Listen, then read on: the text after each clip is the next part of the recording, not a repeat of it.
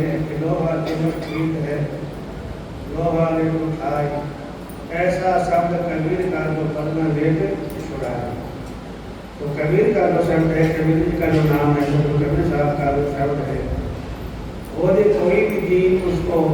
निश्चय करके यदि उसका सेवन करता है तो ऐसे छुड़ा लेते हैं जैसे लोहा और चुंबक। और चुंबक के जो पावर इतनी होती है कि लोहा कितनी तो इसको खींच लेते हैं। लोहा चुंबक प्रीत है, जैसे लोहे की और चुंबक की प्रीत है, इसी प्रकार जो सदगुरु का शब्द है वो देखो जीव यदि उसको धारण कर ले तो वो जीव चाहे कितना भी अपराधी क्यों ना हो, चाहे जीवन में कितने कुकड़े में कितने पाप किए हों, लेकिन जो शब्द है उसकी इतनी पावर है वो सारे पापों से जीव को मुक्त करके और अपने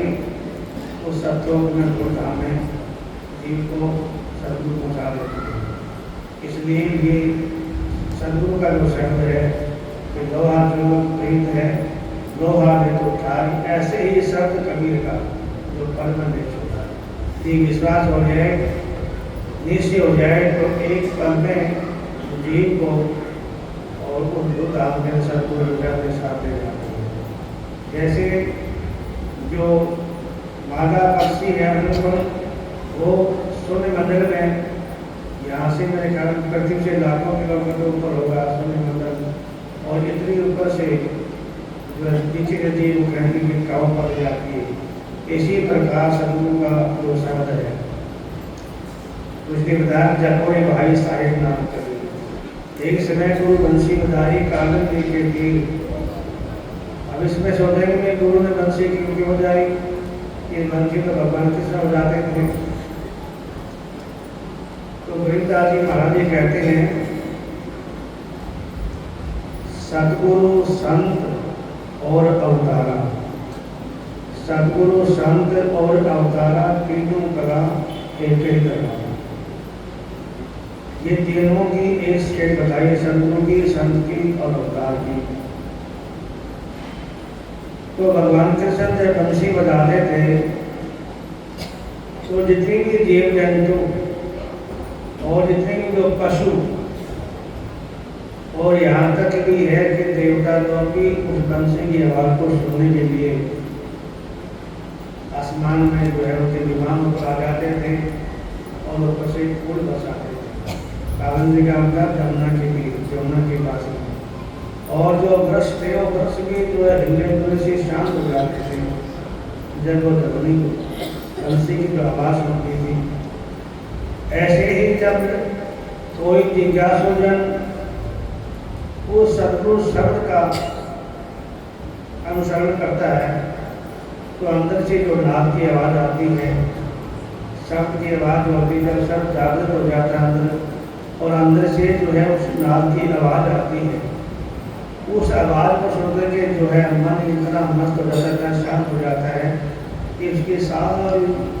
टेंशन खत्म हो जाती है। किसी प्रकार के कोई टेंशन नहीं रहती, जी बिल्कुल शांत हो जाता है। और आस्ता आस्ता मंदिर बोलते बोलते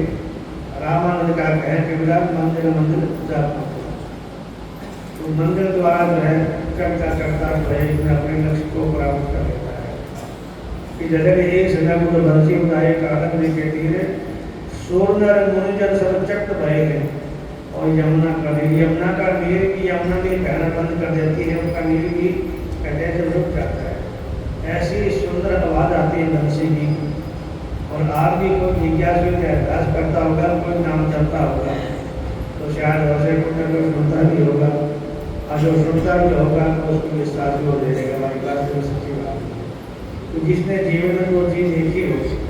और वो किसी ने सुनेगा तो उसका तुरंत विश्वास हो जाएगा ये चीज़ मैंने देखी है करके, और ये बिल्कुल सही बात है। और जिन्होंने नहीं देखा हो उस जगह को नहीं देखा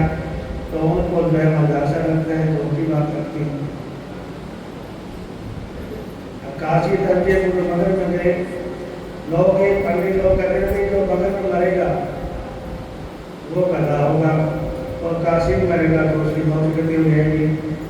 तो इस प्रथा को तोड़ने के लिए धर्म कानूनों के अंदर तो सदगुरु ने जब टाइम आया शरीर छोड़ने का तो काशी को छोड़ के नगर में चले गए और वहाँ जाके शरीर छोड़ा। और वहाँ हिंदू मुसलमानों की आपस में बहुत खड़ी होगी। वीर सिंह बघेला और बिजली खान पठान, वो अपनी सेना को मुसलमानों जो बिजली खान पठान अपनी सेना लेकर के आ गया, उधर से वीर सिंह बघेला वो अपनी सेना लेकर के आ गया। बोले हम देखेंगे भाई शत्रु हमारे शत्रु हैं, इनके शरीर को हम ले जाएंगे, अपने साथ से इनका संस्कार करेंगे। उधर से मुसलमान आ गए कि हमारे वीर हैं, हम इनको समाधि लगाएंगे, इनको दफनाएंगे जमीन में, हम देखेंगे कौन लेके जाएंगे हमारे शत्रु को। जब दोनों का दोनों दिन का झगड़ा पड़ गया, पाया नहीं शरीर, तो कई साहब ने कहा जो हमारे लिए जो झगड़ा करेगा और खून बहेगा वो हमारा शिष्य नहीं होगा और ना हम उसके गुरु होंगे। लेकिन फिर भी लोग नहीं माने, तो कई साहब ये फैसला ले बैठे तो हम जो है अब शरीर छोड़ेंगे, तो ये जो कोटड़ी दूसरा के शरीर छोड़ेंगे अपना, और इसमें जो चीज आपको मिला आप आधी बांट लेना, और जो मेरा शिष्य होगा, मेरा सेवक होगा, तो इस बात के पर विश्वास रखेगा, और जो आपस में लड़ाई झगड़े करेंगे वो कोई मेरा सेवक नहीं है, ना उसका गुरु। जब कबीर साहब ने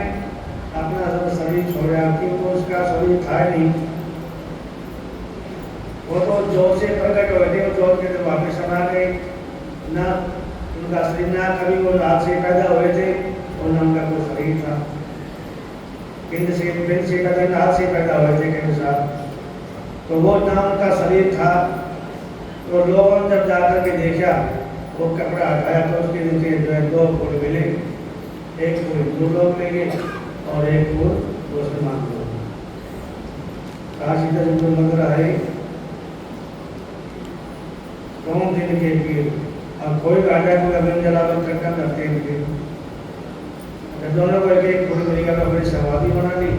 और उन्होंने जो उनकी कमर बना ली।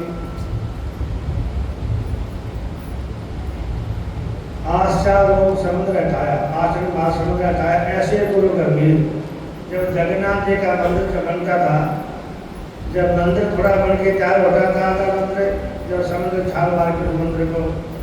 टेस्ट कर देता था, और जो राजा हिमाचल का राजा था उसका नाम तो याद नहीं है,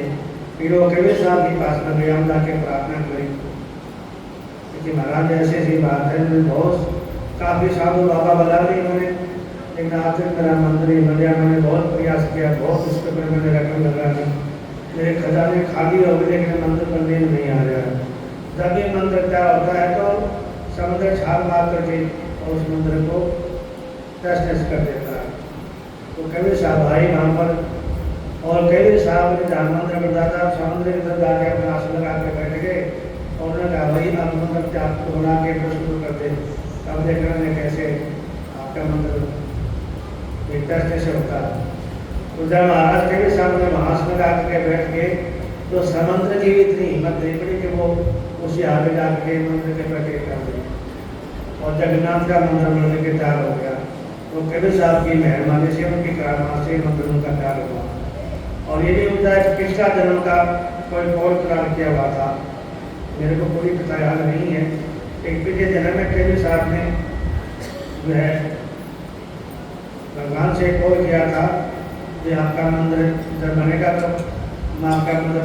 बनवा दूँगा, कि साथ द्वारका की बात है कहीं है, कैसी बात है मेरे को कोई याद नहीं है,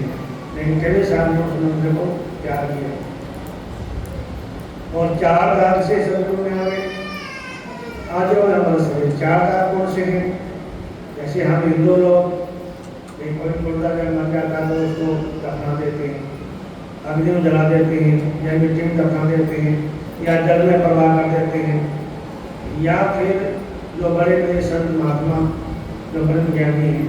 वो जाकर के उनका करना पागल अपना लाते हैं, चौला छोड़ते हैं, तो कहते हैं हवाई दाग। ये मिट्टी का दाग, अग्नि का दाग, जल का दाग और हवाई दाग, लेकिन सतगुरु कबीर साहब चारों दाग से अलग, ना वो गले ना जले ना जल प्रवाह हुआ, और ना उन्हें कभी ऐसी जगह में आके से जो जानवर का शरीर किसी पशु पक्षी ने खाया हो, उनका शरीर मिला नहीं, और फूल से पैदा हुए फूल में समारे 4 दाग से सतगुरु ने आगे अजर अमर शरीर, उनका शरीर अजर अमर, ना कभी मरते हैं और ना कभी उनका जन्म होता है। जिनका जन्म नहीं हुआ वो मरता नहीं है, जो मरता है उनका जन्म नहीं होता है। चार दास से सदगुरु किनारे अजर अमर शरीर। और दास मलुक जी, दास मलुक जी पहले भगवान कृष्ण के उपासक थे और भगवान कृष्ण के उपासक थे और उन्होंने ये वाणी कथी और कबीर साहब जिसे उन्होंने प्रश्न भी किया। जब बंसी के बाद की बात आई और दास मलुक ने सदगुरु कबीर साहब से जाकर के प्रश्न भी किया और कबीर साहब उनको जो है जमुना के घाट पर लेके गए और वहाँ जब भगवान कृष्ण की जब बंसी की आवाज़ आई तो आसमान से जितने जो देवता फूल बरसा रहे थे भगवान के ऊपर और जितनी भी गौरें थी सभी गौरों जो है बिल्कुल एक तक बगैर पल के झपकाए और वो भगवान की बंसी को बड़ी ध्यान से बड़े गौर से सुन रही थी। और इतने जो पक्षी थे पक्षियों ने अपनी चहचहाट बंद कर दी और वो भी बड़ी ध्यानपूर्वक उस बंसी की आवाज़ को सुन रहे थे। कई बार ये भागवत में कथा में ये जो लोग हैं कथावाचक ये गाते हैं कि बंसी जोर की बजाइए मारे नंद जी का लाल, बंसी जोर की बजाइए मारे नंद जी का लाल। बंसी की आवाज मैंने पंडित पर सुनी थी, वो तोला लटकता छोड़ाई मारे नंद जी का लाल, बंसी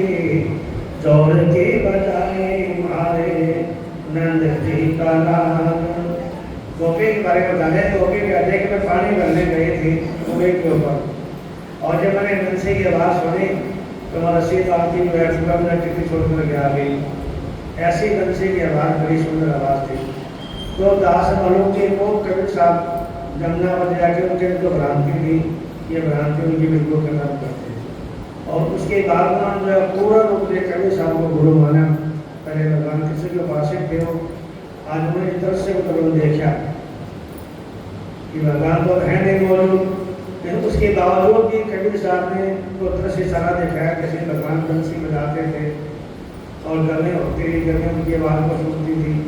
ऊपर से देवता लोग खुद बरसाते थे। तो जब सारा दृश्य उन्होंने देखा साकार रूप से तो उनको पूर्ण विश्वास हो गया कि वास्तविक ये सदगुरु हैं तो ये कबीर साहब ही। और फिर उन्होंने उनसे नाम दिशा लेकर उन्हें कमाई की तो कहते दास मलुक सलोक कहते हैं खोजो कसम कबीर। ये हमारा असली कसम है, असली हमारा प्रीतम है, असली के हमारा मालिक है, वाही गुरुवती हमारा गुरु है वो कबीर साहब है। और आज जो बड़े बड़े संत महात्मा जो उपदेशक हैं जो अपने आप को बहुत वेदों की गाथा कहते हैं, जब जो कबीर साहब की जहाँ पानी नहीं आती है तो उनका कभी सत्संग पूरा नहीं होता है। ये सत्संग के अंदर कबीर साहब की वाणी का श्लोक का उच्चारण नहीं हुआ, कबीर साहब की जीवनी पर कोई प्रकाश नहीं डाला गया तो उनका सत्संग जो है वो पूरा नहीं होता है। इसलिए